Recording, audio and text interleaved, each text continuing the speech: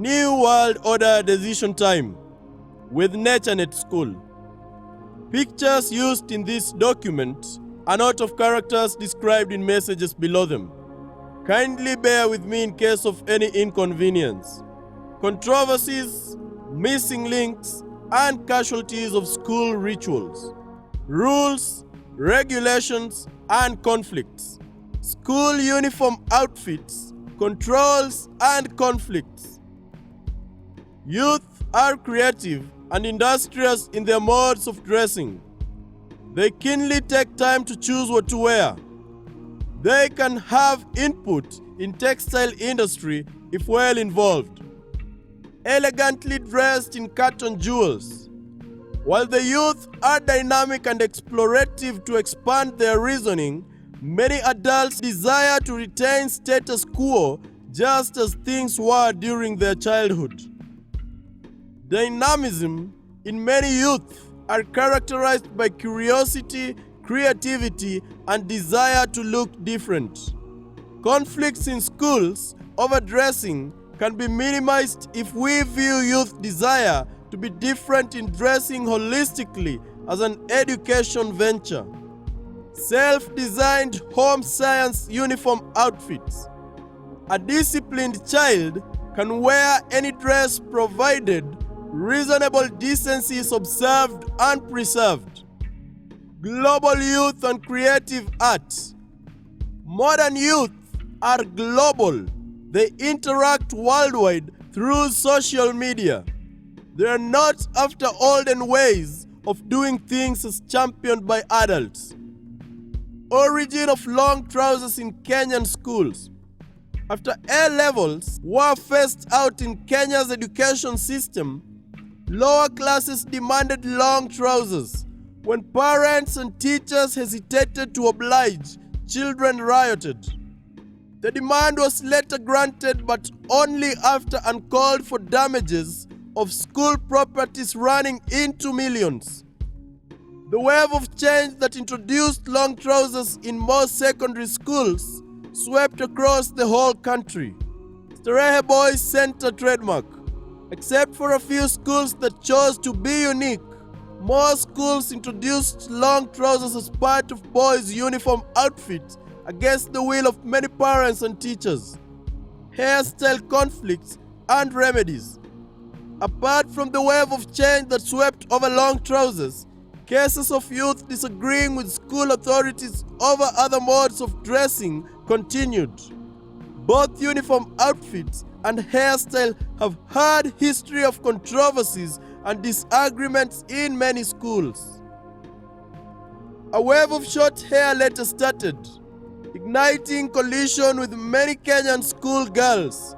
Administrators linked short hair to adequate time for studies as many girls protested.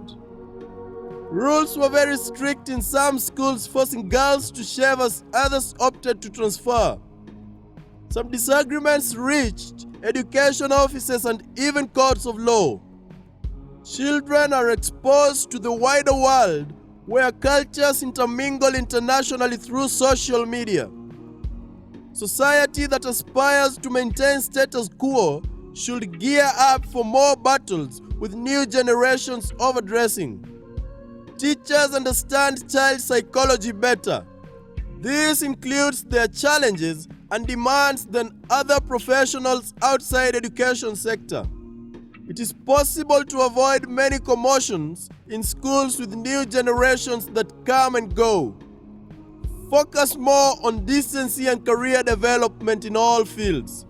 This would allow all children to develop their careers with less pull and push or confrontations. Hair plaiting, school rules, and youth demands. The youth will always change their preferences with time and sometimes within very short spans of time. What many children require is a well-guided environment to enable them experience challenges through discovery. This promotes inquisitive reasoning skills in children. Many youth conceptualize their environments based on dynamics of time. They're more modern and dynamic too.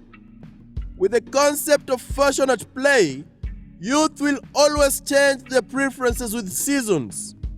Sometimes they may do it within very short durations of time that may look realistic.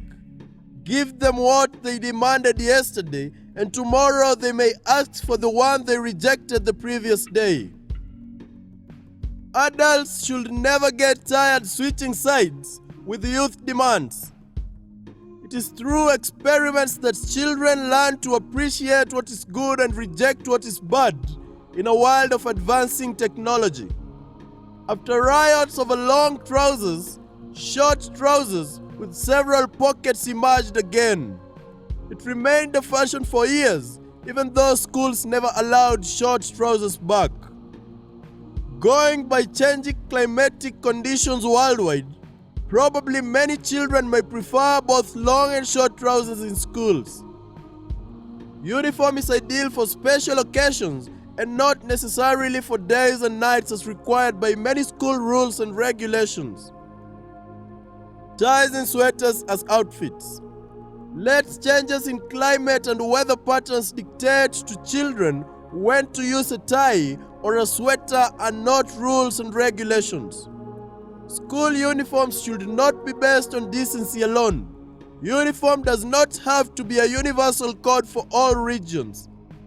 Temperatures vary in different geographical regions at different times and for different children. Ties and sweaters affect our body temperatures differently. Only the wearer can comfortably judge body conditions to warrant a tie or a sweater. In many Kenyan schools, children wear ties as a rule. Many are never comfortable in them. They put them on to avoid conflict with school rules, but leave them loose to feel comfortable. Any Kenyan school where all children wear tight ties could be having very strict dressing rules and regulations. Global temperatures. With rising global warming, schools in the tropics may experience higher temperatures than before. Review rules and regulations. Let them change with changing climatic conditions. Climate is what controls what we wear. We don't have to use rules and regulations to condition children to wear what is uncomfortable to them. Leather shoes and health. NatureNet School continues.